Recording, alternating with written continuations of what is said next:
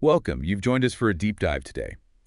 We're getting into some really interesting territory exploring personal power, how we see reality. That's right. We're focusing specifically on Neville Goddard's teachings. There's this one lecture where he really lays out how to build and, maybe more importantly, maintain what he calls a divine To vision. manifest things, right? Exactly, to bring about the outcomes you want in life. And this topic, it actually came up because one of you listening sent in a question. You mentioned feeling, really secure and like things were clicking after listening to these ideas. That initial buzz. Yeah.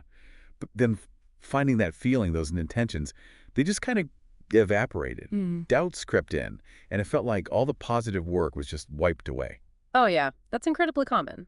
I think everyone who explores this stuff bumps up against that. It really hits the core issue we want to dig into today. But just How do you actually hold on to that state of mind you want, that uh, divine vision, when everything around you, your circumstances, seem to be shouting the opposite? Okay, so that's our mission for this deep dive then, to sort of pull out the key ideas from this lecture on how to stick with a mental state no matter what's going on outside. And what that persistence tells us about ourselves fundamentally and the world we experience. Right. So where do we start? The lecture kicks off with a big one. I and my Father are one, but my Father is greater than I. What's Goddard really saying there? Okay, yeah, this is crucial, foundational stuff. Mm.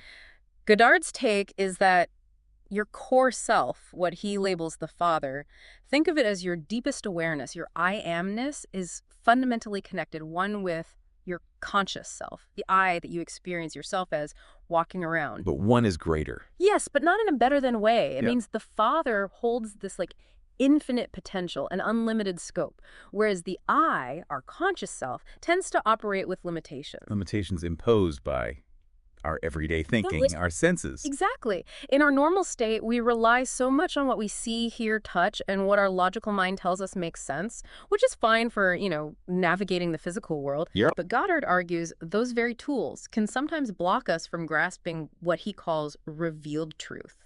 Things that our reason just can't compute based on past evidence. Like trying to hear Wi-Fi signals. You're just not equipped on that level. That's a great way to put it, yeah. So the reasoning mind hits a wall. So how do we bridge that gap? How do we access that Father potential? Well, Gunnard says it starts with belief, a really deep, unwavering conviction that all things are possible to that deeper part of you, that God within, the Father. Because consciously, we often don't see how something could happen. Precisely. We can't map it out logically. So the practice then becomes about giving thanks to your own being, to that Father aspect, for already having brought your desire into reality on this level. Ah, okay. So it's acknowledging an inner power that works beyond our conscious understanding. Yes, it's operating beyond the limits of that surface mind. Okay, so we connect with this inner power. But, like our listener found, keeping that feeling, that divine vision, solid when life throws curveballs. That's the challenge. Absolutely. And that's where Goddard brings in this idea of being not unfaithful to the heavenly vision. He's quoting the Apostle Paul there. What does that mean in practice? Not being unfaithful. It means stubbornly, persistently holding on to that desired end state in your imagination. Really committing to it no matter what your senses or current circumstances are telling you, your inner reality holds firm. It sounds like serious mental focus, a deliberate choice not to let go of that inner picture, even if it feels difficult. It is, and he connects this directly to another really powerful idea.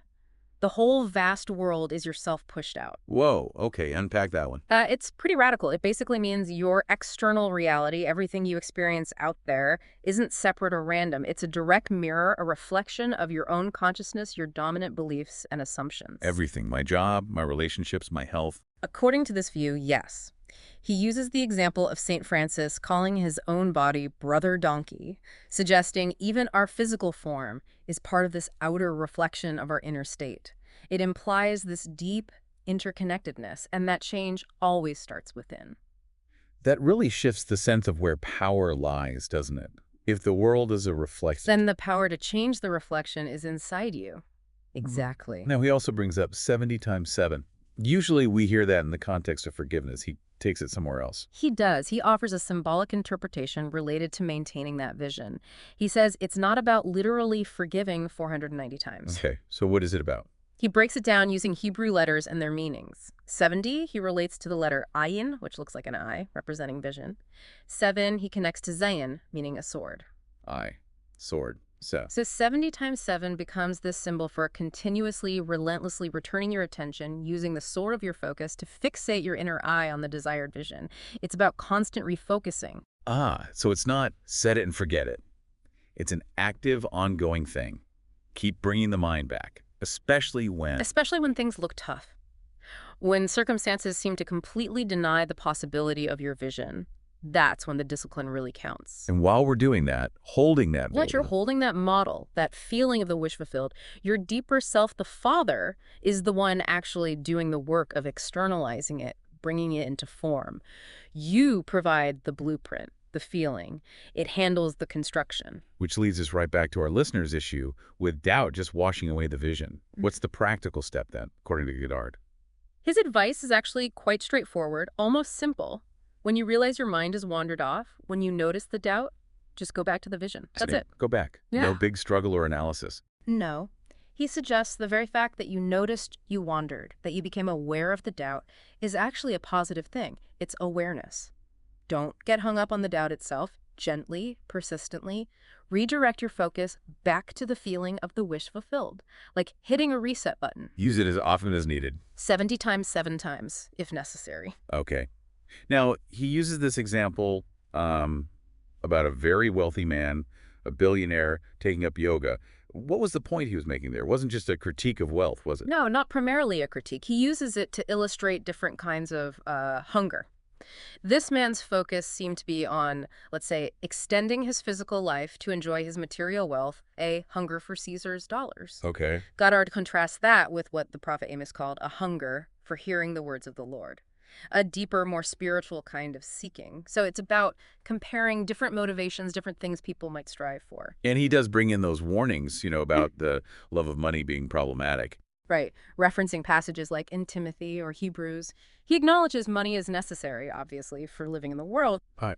But an obsession with it, seeing it as the source of power and security, he calls that a false concept of power. Because true power lies elsewhere. Exactly. He then points to what he considers a far, far greater power that everyone possesses inherently. The ability to mentally stop the world, as it were, go within, change the motivation or the feeling state internally, and then let that change ripple outwards into manifestation. The power of consciousness itself. Wow. Okay, so external power, like money, is minor compared to this inner capacity to shape reality from the inside out. That's the core idea. The world isn't acting on you so much as it's responding to you. So how do we actually do that? How do we engage this power? The instruction is pretty direct. Commune with your own heart. Go within and ask yourself, seriously ask, what would the feeling be like if my desire were already true right now? Feel the feeling of the wish fulfilled. Yes. And then you don't just think about the feeling, you assume it. You wear it. You embody it internally. That feeling, that sustained inner state, becomes your vision. And then acts like a mold. Exactly. That feeling state acts as the mold or the pattern that your deeper being, the Father, then fills and externalizes into your objective world, often through ways and means your conscious mind couldn't have conceived of. You supply the what's and the feeling, the Father handles the how. Precisely. Trust the process. Okay. Now, he also mentions that phrase, I am from above and you are from below. It's crucial to get this right. He wasn't saying some people are better than others, was he? No, absolutely not. That's a misinterpretation. He explains it symbolically. The I am from above represents your true inner being, your fundamental awareness, the Father aspect, which originates metaphorically from a realm of pure potential, heaven. And the you are from below. That represents your current manifestation in the world, your physical body, your current personality, your circumstances experienced here on earth. So it's the inner unlimited self speaking to its limited outer expression, not one person judging another. It's an internal dialogue, in a sense. Yes, and he links the one from above to the fulfillment of the word, the manifested desire, which ultimately comes from that deeper level of your own being. That makes more sense. He then brings in the story of Mary and the Christ child, which is obviously central in religious tradition. How does he frame that for us individually? He interprets the entire Annunciation story as something deeply personal and internal potential within each of us. It's not just a historical event that happened once to someone else. So Mary's role, hmm what does that represent for us? Mary's response, "Behold, I am the handmaid of the Lord. Let it be to me according to your word," symbolizes our own capacity and willingness to accept a desired state, an inner conception, to say yes to our vision and allow it to take form within us to become our reality. We are the ones who conceive and give birth to our desires through belief. Exactly. He even points to Psalm 116, where David says, "O Lord, I am thy servant, the son of thy handmaid," suggesting this principle was understood earlier too. You are the handmaid, the receptive aspect that allows the word, your chosen state, to become flesh, to manifest. So we are, metaphorically, Mary.